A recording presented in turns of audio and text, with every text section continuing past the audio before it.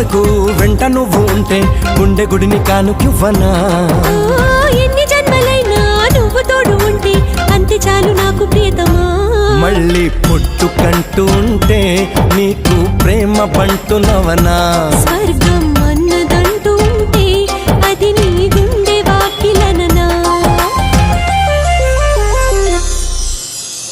ఒక్కసారి పిలిచావంటే కోటిసార్లు పలుకనా ఒక్కసారి చూసావంటే 100 ఏళ్ళు బతకనా